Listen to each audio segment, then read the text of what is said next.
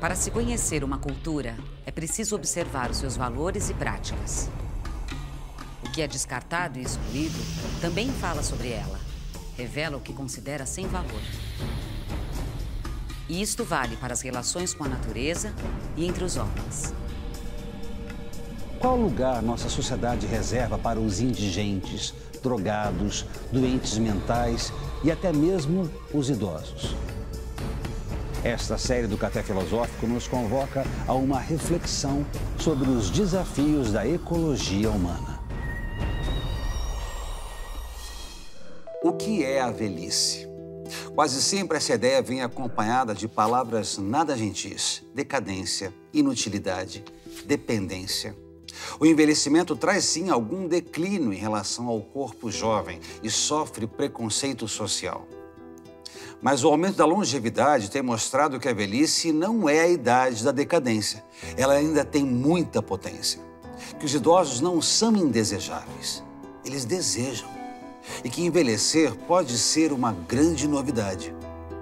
É o que nos conta agora a psicóloga Ruth Lopes.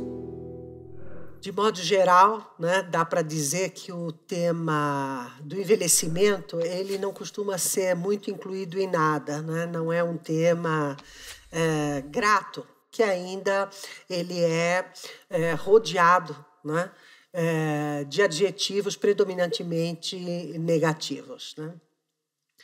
De qualquer jeito, eu não sou pessimista com relação às perspectivas, né? Antes, pelo contrário, eu acho que é um período de 30 a 40 anos que ficar sentado esperando a morte não é bom, né, para ninguém, muito menos para o entorno, se a gente pensar, né, a economia, as pessoas que nos rodeiam, né, seria muito triste, muito improdutivo e não falo produtivo do ponto de vista de produção econômica, né? Mas improdutivo em termos de potência de existência, né?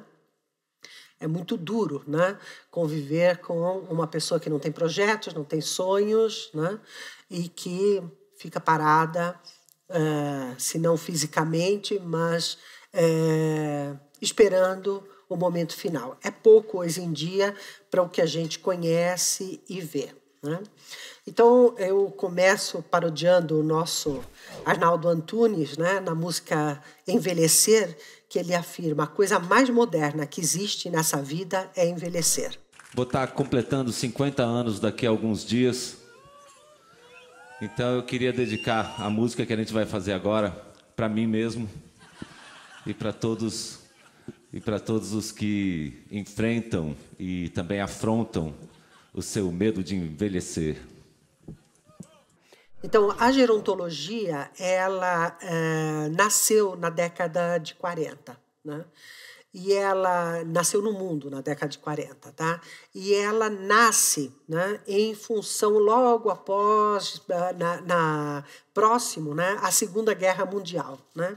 Então, o que acontece? É neste momento, né, que a população idosa, né, começa a aparecer com um número expressivo, né? Então, a partir daí, né, os cientistas começam a se dar conta da própria velhice e também dessa questão demográfica, né? Quer dizer, cada vez nós temos mais velhos no nosso entorno, né? E aí eles começam a pesquisar e tentar entender essa fase, já pensando que é uma fase do curso da vida, que ele pertence ao curso da vida. Então, já começa a sair, a gerontologia já sai da ideia, né, de patologizar a velhice, né? Mas se debruça sobre ela tentando entender e apreender, né, os multifatores que estão em torno do tema, né? Eu acho que é importante a gente dizer que, assim, velhos sempre existiram, né? Não é que, e se a gente for pensar, centenários também sempre existiram, né? Mas o que a gente se depara hoje em dia, né, é com uma velhice, vamos dizer, peculiar, bastante específica, que são os tais dos velhos desejantes, né? São os velhos que não vestem, vamos dizer assim, a carapuça, né? Quer dizer, as expectativas de um comportamento do que é ser velho, bastante específico, né? O que a gente encontra hoje em dia são velhos, são velhices e de todos os tipos, né? E mais do que isso, né? Velhices bastante criativas. Em 2011, o fotógrafo russo Vladimir Yakovley idealizou o projeto Idade da Felicidade. Em suas fotos, capturou toda a potência da velhice. E quando olhamos essas imagens, podemos até pensar em idosos extraordinários. Mas envelhecer desejando não deveria parecer uma exceção. Diz Vladimir, por algum motivo ainda acreditamos que aquelas pessoas que descobriram os segredos da longevidade e da juventude só podem ser encontrados em mosteiros e cavernas, em montanhas remotas ou no meio de uma floresta. Mas a verdade é que essas pessoas vivem entre nós, na nossa rua, nos lugares que frequentamos e nas cidades que visitamos. Mas o Cícero, né, 42 anos antes de Cristo, ele já escreveu um livro chamado famoso Senectude, né, onde ele reflete, né, filosoficamente sobre o sentido da existência, o que é ser velho. Todos os homens desejam alcançá-la, a velhice, mas ao ficarem velhos, se lamentam. Eis aí a inconsequência da estupidez. Queixam-se de que ela chegue mais furtivamente do que a esperavam. Quem então os forçou a se enganar assim? Enfim, por que diabos a velhice seria menos penosa para quem vive 800 anos do que para quem se contenta com 80? Uma vez transcorrido o tempo, por longo que seja, nada mais consolará uma velhice idiota. Então, é importante a gente ter essa ideia. Nós estamos, hoje em dia, né, tentando nos debruçar sobre essa velhice que se coloca agora para todos nós, como existência e como perspectiva de existência. O estudo do envelhecimento humano, vou ler aqui um trechinho só para clarear, né? Leva em conta não apenas o efeito desse processo sobre os sujeitos, como também sobre os contextos sociais nos quais eles se encontram e estão inseridos. Então, veja, todos os grupos que vêm estudando hoje em dia as questões do envelhecimento, eles olham o sujeito e olham o sujeito dentro da sua cultura, da economia, né? Esse contexto, né? E isso vai ser assim essencial para nós pensarmos as questões das políticas públicas, né? As políticas públicas elas terão maior sucesso quanto mais elas puderem contemplar os aspectos subjetivos do envelhecimento, né? Então, se nós dizemos que a velhice é múltipla, né, há que pensar políticas públicas também múltiplas. Então, quem é o velho daquela região, o que ele necessita, né, o que ele deseja, quais as expectativas do entorno. A Elvira e a Raquel também chamavam atenção para as noções distorcidas e genéricas sobre a velhice, né? Então, uma tendência de que velhice tem uma determinada formato, que todos ficaremos do mesmo jeito e predominantemente com atributos negativos. Então, elas já traziam esse debate para a comunidade de especialistas, né? Elas diziam, o contrato entre velhos e novos é necessário, né? Nós não podemos segmentar, né, como se fossem dois grupos completamente diferentes, né? Os velhos já foram novos e os novos serão velhos na melhor das hipóteses, né? A gente pode pensar assim, se nós não introduzirmos esse diálogo, será apavorante, né, para os mais jovens, a perspectiva do envelhecimento. Queria pedir para você uma reflexão sua, a partir dessa leitura que você faz toda aí da questão do envelhecimento, né, associado à morte, o que é inevitável, né, e como a nossa ideologia, né, ocidental, né, tem dificuldade em encarar isso justamente porque é toda uma cultura voltada para a eternidade, para a negação da morte, para a juventude, né? E onde o idoso vai ser a representação de um projeto meu que eu não quero ver em mim, né? Portanto, eu nego, eu tento tirar isso de cena. O quanto essa questão da ideologia, da negação da morte, interfere, né, nessas questões que você levantou. Eu diria assim, né? Quer dizer, não conheço tanto dos países, né, para poder fazer generalizações, né? Mas nós podemos pensar o seguinte, que culturas menos consumistas, né, elas podem, né, acolher e lidar, né, de uma forma menos assustada com a finitude, né? A finitude, segundo a psicanálise, é a única coisa que a gente não conhece, portanto, ela é inevitavelmente muito assustadora.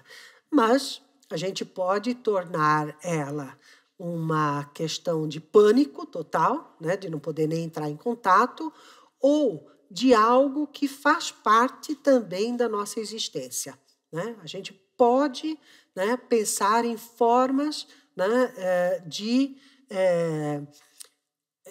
elaborar, né, de simbolizar essa finitude.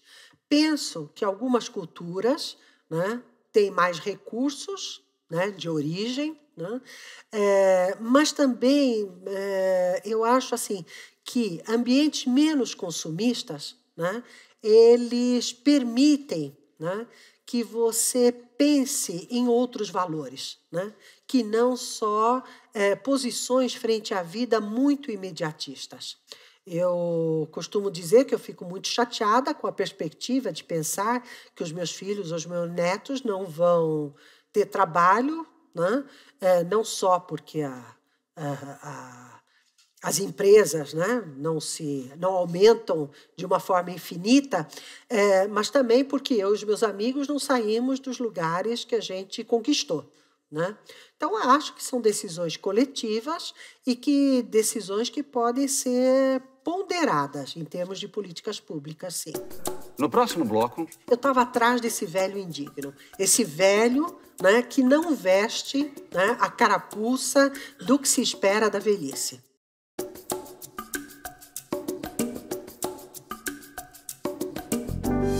Claro que todo mundo precisa de condições dignas para envelhecer bem. Mas o que é ser um velho digno? Será que ser um velho digno é cumprir todos os estereótipos da velhice? É deixar de ser, de fazer, de desejar? Eu acho que envelhecer pode ser divertido também, né? Você pode continuar enfrentando desafios e colhendo, né, outras experiências bastante interessantes. Eu olhava para as questões de envelhecimento, né? E eu vinha, né, de uma psicologia bastante engajada, participativa, né, que teve uma importância grande de denúncia, né, dos tempos mais duros e autoritários que o nosso país passou, né? Mas o que eu observava é que essa leitura, né, que denunciava, né, a falta de recursos para o envelhecimento, a falta de perspectivas de se contemplar os dados demográficos que apontavam, né, para esse envelhecimento global da população e que o Brasil também reproduz esse mesmo desenho da população, né? Mas eu achava que só denunciar a coisa não estava fluindo, né? Você vai, bate, parece que cria mais resistências, né? Então, eu falei, bom, como é que eu vou fazer? Como é que eu vou seguir, né? Tive um orientador que topou essa aventura junto comigo e nós começamos a estudar, né, a literatura, né, e escolher alguns contos que podiam ilustrar diferentes formas de envelhecimento. Bom, daí surgiu, né, a definição do título do meu mestrado, que era Velhos Indignos, indignos entre aspas, que utilizava o conto do Bertolt Brecht, A Velha Dama Indigna. né? Então, só para rapidamente vocês entenderem o que eu estava procurando, né? Eu estava atrás desse velho indigno. Esse velho, né, que não veste, né, a carapuça do que se espera da velhice, né? Em função disso, eu comecei a examinar e a contar, né, o que essa velha dama indigna do Bertolt Brecht, como é que ela se comportava. Então, é um filho escrevendo para um outro irmão, né, um irmão que, por sinal, mora no Brasil, é muito interessante isso, e esse irmão conta, nossa mãe está estranha, né? E depois que ela ficou viúva, ela começou a ter um comportamento um pouco diferente, né? E qual é esse comportamento diferente? A mamãe não cozinha mais. A minha avó tinha 72 anos quando meu avô faleceu. Os filhos trocaram cartas sobre o problema de saber qual o destino a dar-lhe. A velha, porém, recusou todas as sugestões. A minha avó, além de não manter contatos regulares com um filho que vivia na vila, também não visitava nem convidava para sua casa nenhum dos seus conhecidos. Não frequentava nenhuma casa de chá da cidadezinha. Em compensação, ia muitas vezes à oficina de um sapateiro remendão, situada numa ruela pobre e até mal afamada. Estava longe de ser uma boa companhia para minha avó. Bem vistas as coisas, ela viveu 2 vidas. Uma, a primeira, como filha, mulher e mãe. E a segunda, simplesmente, como a senhora B. Uma pessoa só, sem obrigações. A primeira vida durou cerca de 6 décadas. A segunda, não mais de 2 anos.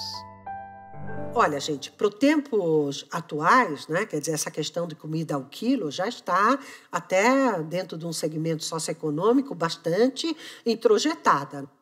Mas vamos pensar, né, a época que o Bertolt Brecht escreveu esse conto, né, que as senhoras tinham, não havia o quilo, né, as senhoras tinham que fazer a comida em casa e era de bom tom. Mas essa senhora começa a comer qualquer coisa na rua, tal, não perde mais tempo com cozinha. Ela também não recebe mais os netos, só no dia que ela marca. Né? Aí são lanches. Então, aquela avó, né? Então, olha que comportamento a mamãe tem. Ela convida uma vez por semana e ainda recebe, né, os netos na varanda. Né?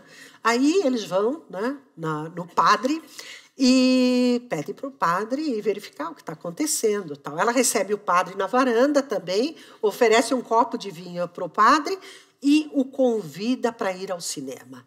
Gente, nós não temos ideia de o que isso significa, mas as salas de cinema da época, né, elas eram tidas como um espaço que não era bem quisto, né? Era alguma coisa só para pessoas mais vulgares. Né? Uma mãe de família, né, uma avó, para ir ao cinema, né, aquela coisa escura, etc. Não pegava bem. Bom, ela vai e convida o padre para ir com ela no cinema. Né?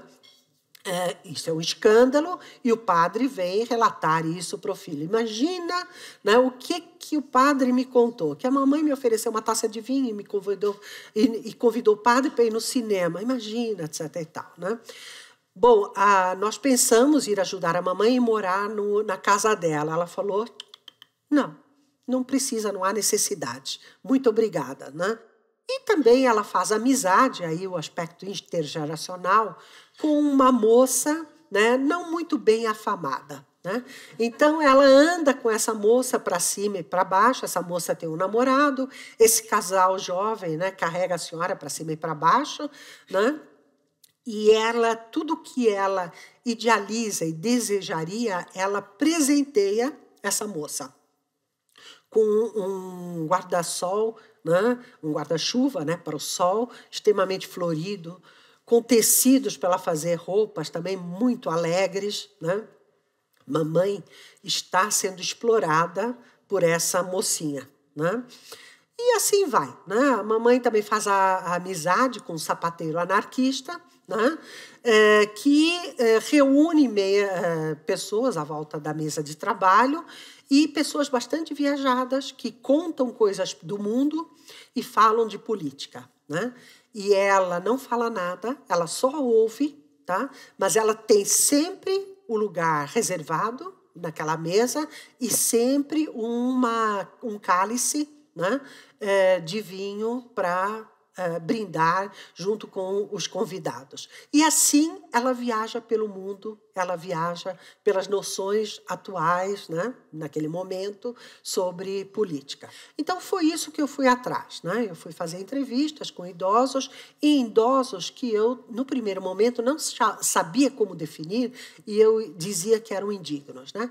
Depois eu fui me aprimorando e foi saindo mais claramente quem eram esses idosos. Eram idosos que tinham um projeto de vida significativo para a sua velhice. Então, eram idosos que muitas vezes cozinhavam, mas tinham um imenso prazer em fazer aquela comidinha cheirosa, né? Ou que bordavam, mas tinham um imenso prazer. Enfim, que questões que eles faziam do cotidiano eram feitas com muito sabor, com muito prazer, com muita dedicação, com muito envolvimento.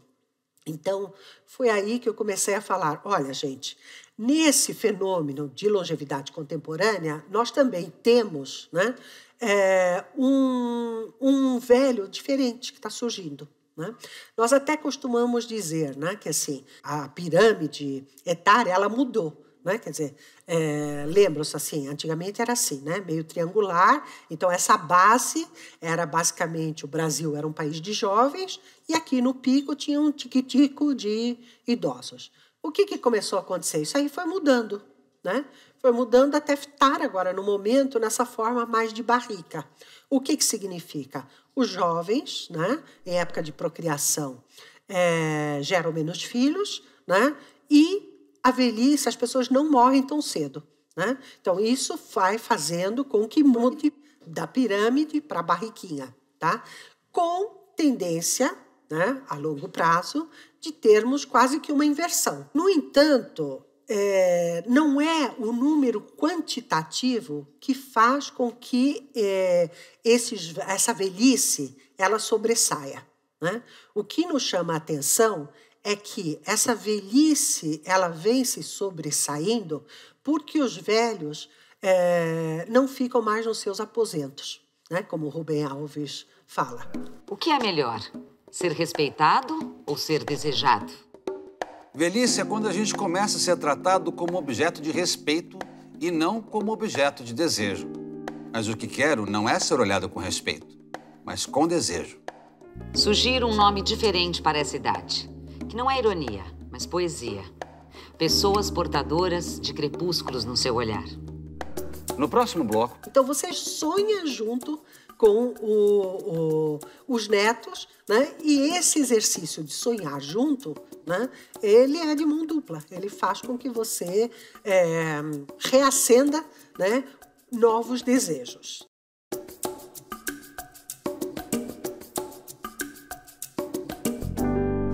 Muitas pessoas não chegam aos 80 porque perdem muito tempo tentando ficar nos 40. Quando se passa dos 60, são poucas as coisas que nos parecem absurdas. Os jovens pensam que os velhos são bobos.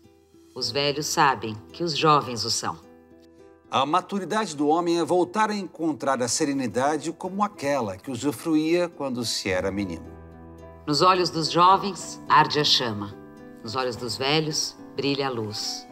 Sempre há um menino em todos os homens. A cada idade, lhe cai bem uma conduta diferente. Esse velho atual, né, ele é um velho desejante. Né? É um velho que não se submete, né? E é um velho que está em trânsito psíquico. Né? Então, eu até utilizando uma autora brasileira, Carmen Lente, né, que aborda a questão da crise, né, e vocês sabem que nós psicólogos, né, de determinadas abordagens que pressupõem a existência do inconsciente, gostam muito da ideia da crise. Né? A crise, para nós, ela não é uma tragédia. Né? A crise é aquele território, ela pode ser extremamente produtiva se acolhida e trabalhada. Né? Mas ela fala de um espaço de transição. né? Então, podemos pensar, né, nessa crise que o idoso está passando num momento de, vamos dizer, de desterritorialização psíquico. Quer dizer, estudei, adquiri uma série de títulos dentro da vida acadêmica, né?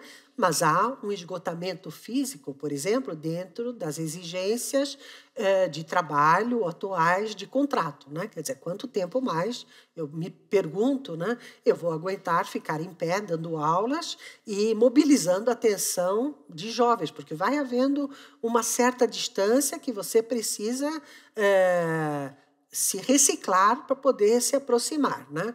Me especializei muito, né? Então, como é que eu vou aceitar também agora começar, né, algum novo empreendimento, né, agora como inexperiente? Né? Como é que fica a questão da minha autoestima?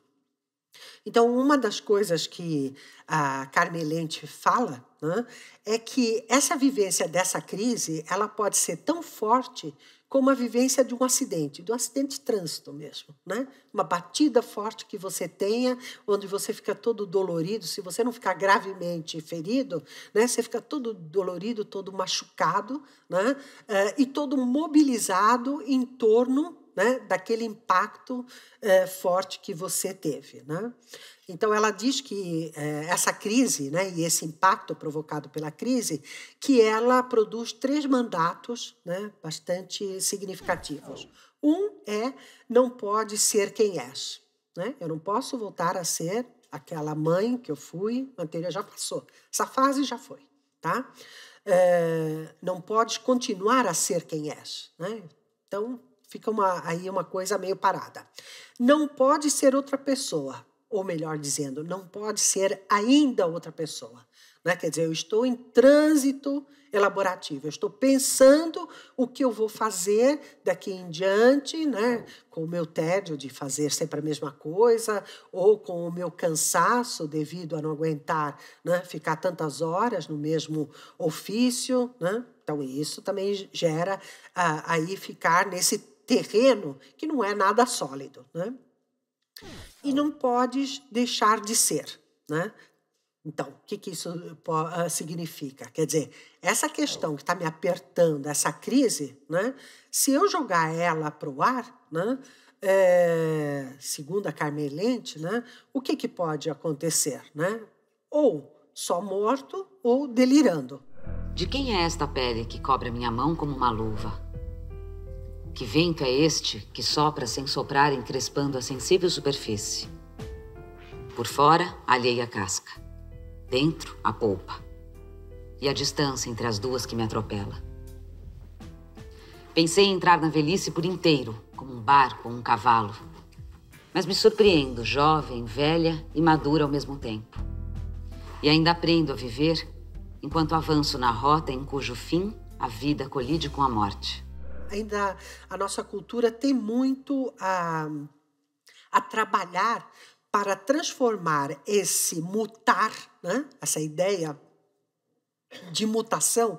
Então, veja, não é uma ideia de mudar, de você sair de uma coisa para uma outra completamente desconhecida.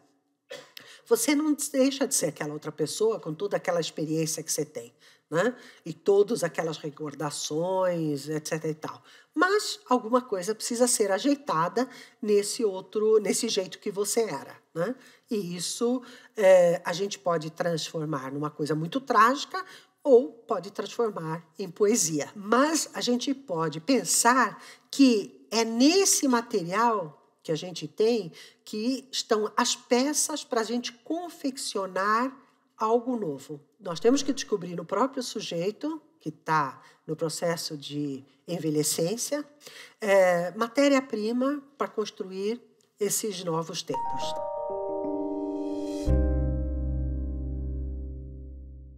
Às vezes as pessoas têm uma ideia assim, bom, você se torna avô, é óbvio, né?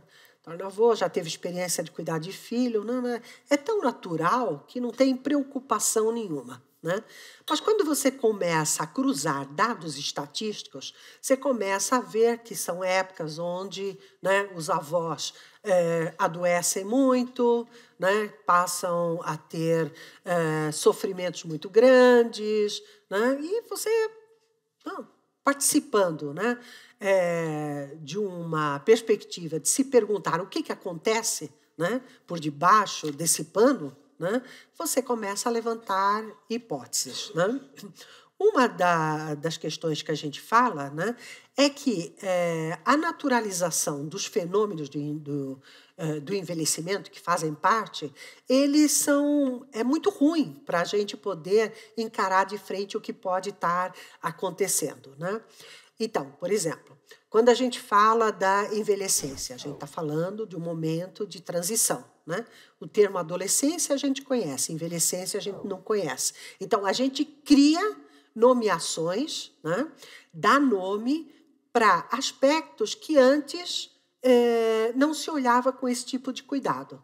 Então, um velho em crise, no momento que se torna avô, é natural, é assim mesmo, é a vida, morreu, né? Já viveu tantos anos, faz parte do esperado socialmente, né? O que a gente vai dizer é isso, não tem nada de natural, tem uma crise que se instalou aí, né? E que a envelhecência está chamando atenção para esse matéria-prima, para esses componentes, né? Podemos fazer com muito cuidado essa analogia com a adolescência, tá? Cuidado. Por exemplo, o adolescente ele tem transformações físicas. Na velhice, nós também temos muitas transformações físicas, né? O adolescente tem uma crise, né? Quer dizer, para algumas coisas lhe né? Você já é um adulto, para outros não, você não é adulto suficiente para fazer isso ou aquilo, né?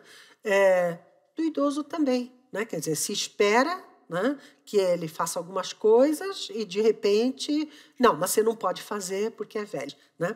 Então, essa envelhecência fala desse momento aí de transição, né? Não é pouca coisa, deve ser contemplado, né? E temos que pensar formas de escuta, né?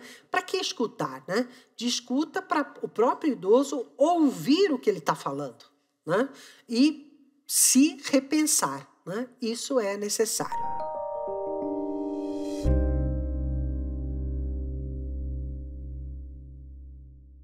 Lembra que eu falei da crise como poesia? Né? Então, é isso. Quer dizer, a avosidade é essa possibilidade de você, através do neto, né, reacender componentes teus, né, adormecidos, e voltar a sonhar, voltar a pensar, né, o que você poderia fazer e sonhar. Veja, essa relação, né, ela é de mão dupla, né? É o neto, né, alimentando o avô, né, e o avô, né, de alguma forma, sonhando, né, através do neto, né? Veja, nós temos muitos desejos, né, de realizações, né? Quando a gente chega a uma certa idade, já viu que nem metade deu para fazer, né? Aí os netos são, de novo, essa possibilidade de sonhar ou de apoiar esse sonho, né? Então, você sonha junto com os netos, né? E esse exercício de sonhar junto, né, ele é de mão dupla. Ele faz com que você reacenda, né, novos desejos. E não apenas os netos despertam sonhos. O documentário Presente Perfeito, de Evan Biggs, mostra o que acontece quando uma escola se integra a uma casa de idosos em Seattle. You guys have about 80 years or more to look forward to getting more happy things. It's true.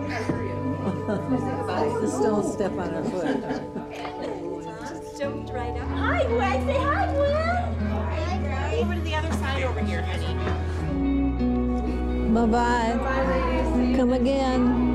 Come when you can. No próximo bloco... Se você vislumbra a velhice unicamente como a morte, como sinônimo de morte, você não pode nem olhar, nem pensar, nem sonhar com o futuro.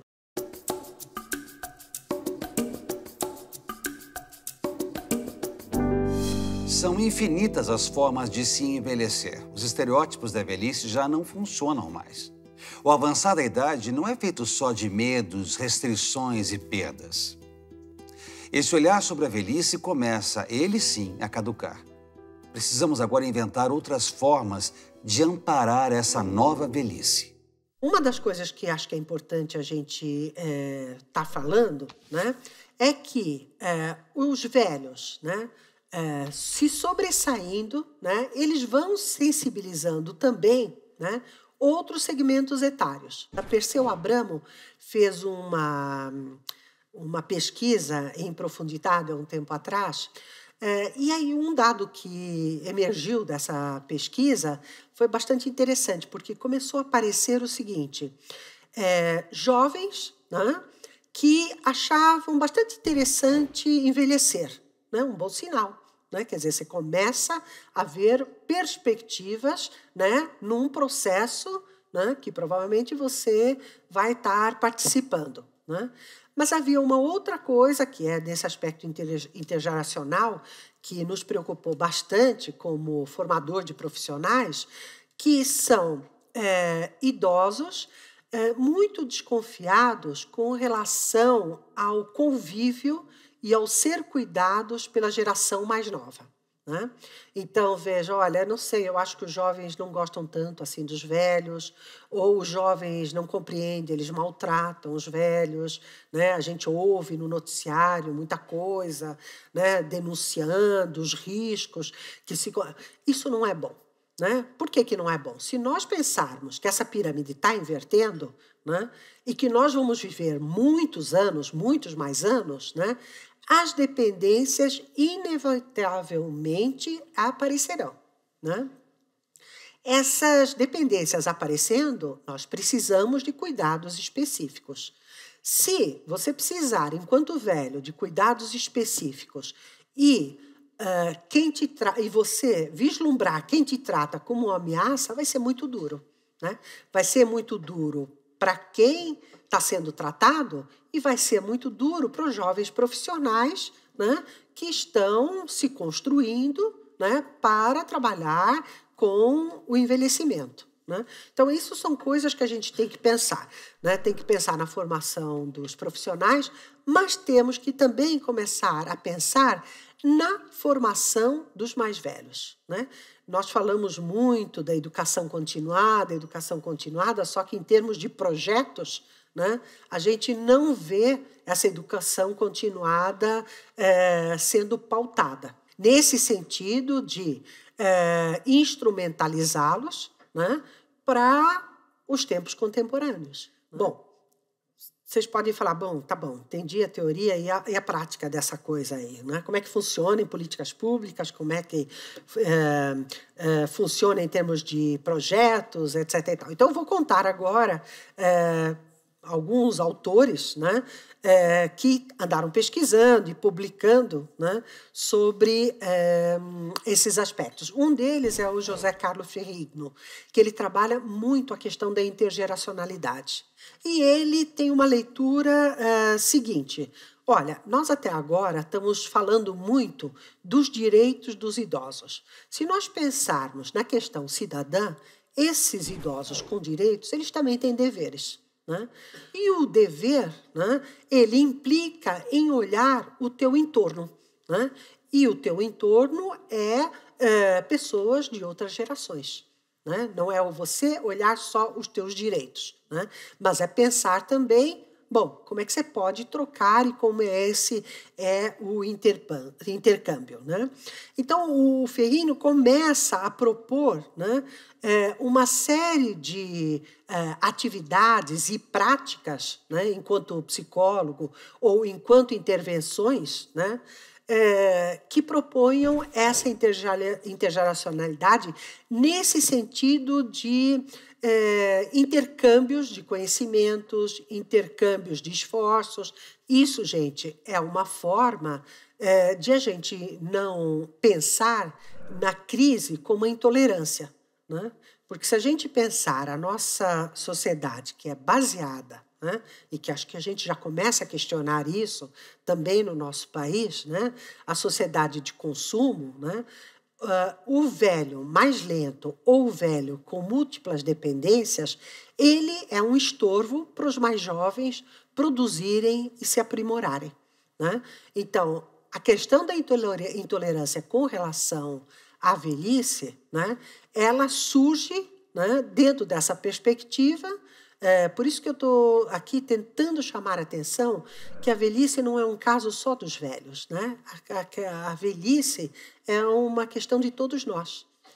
Vou comentar, então, agora da Delia Goldfarb, né, que ela publicou 2 livros, e um deles ela aborda a demência como uma defesa, né, de quem não está, do velho que não está suportando entrar em contato com essa realidade, né? Então, ela diz, olha, esse velho tem 2 possibilidades. Ou ele morre, né, ou ele demencia, né?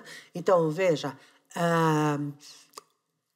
a gente tira essa reflexão, né, também da questão das formas contemporâneas de lidar com as questões do sofrimento psíquico, né?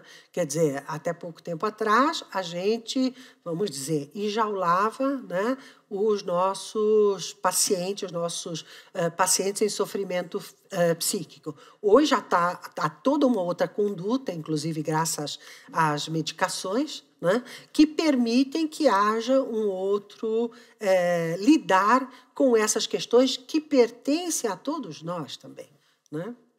Elas não são isoladas, né? Quer dizer, a gente não pode se desfazer, né, como se fosse um objeto que não é condizente, que está incomodando, né?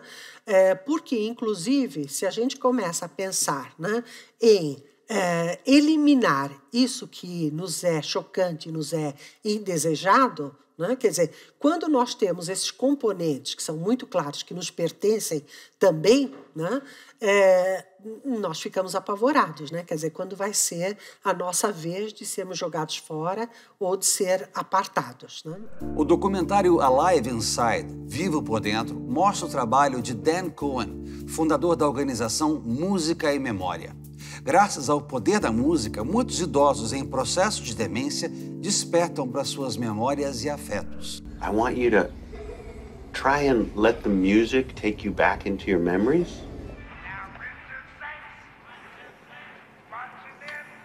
Wow.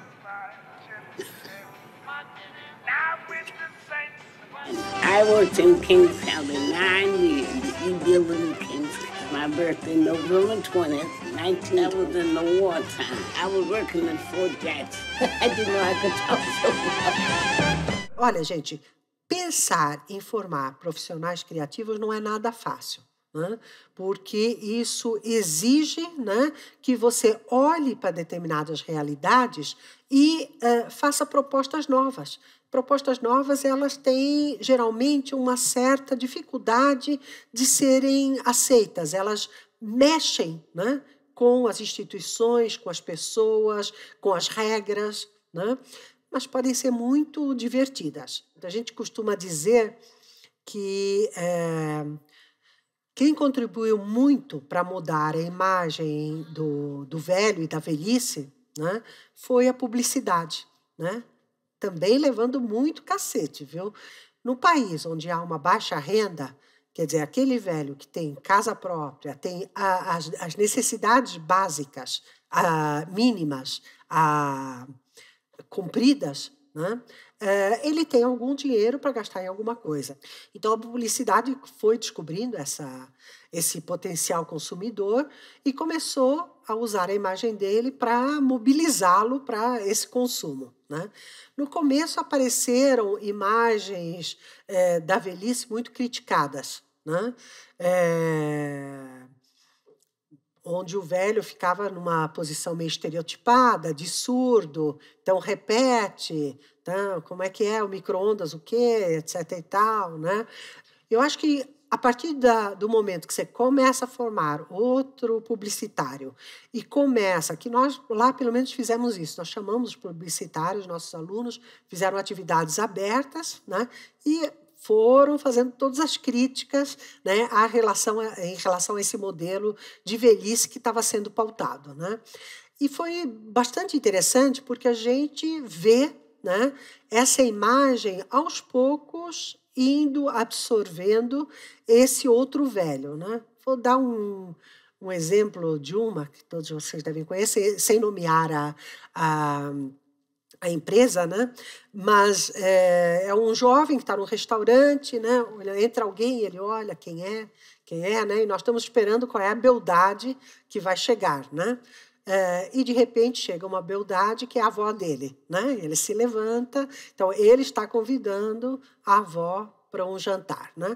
Então penso, né, que há alguma coisa em transformação. Eu fui muito namoradeira. Eu namorei só. Não, ela namorou, conheceu o Ronald. Quando você casou? Eu casei em 50 e antes de você, né? Não me lembro. 55, acho. Eu sou bem antenada. Somos antenadas. Novo grupo. Maria Lúcia e Vanir. Uhul! Vamos ver se... Posso tirar foto? Eu saí séria. Saí séria. Para você pensar o aqui e agora, você precisa ter uma história anterior, que precisa ser mexida, recuperada. Se você vislumbra a velhice unicamente como a morte, como sinônimo de morte, você não pode nem olhar, nem pensar, nem sonhar com o futuro, né? E nesse ponto eu pego uma designação do Sartre, que eu acho ótimo, né? Ele diz assim: o passado precisa ser ultrapassante, né? Então, você precisa ter um passado, um estofo, né? Mas ficar só nessa recordação, só lembrar das memórias, né? Sem elas poderem dar um outro sentido para a tua existência aqui e agora, né? É uma coisa que empobrece as tuas perspectivas enquanto sujeito. Mais reflexões no site e Facebook do Instituto CPFL e no canal do Café Filosófico CPFL no YouTube. Tem que mudar as nossas jornadas de trabalho, né? Que é uma coisa que está sendo pensada, né? Introduzir a jornada de metade, né? da jornada não tempo integral, né? Como uma possibilidade de você tornar as pessoas longevas mais incluídas no mundo do trabalho por mais tempo.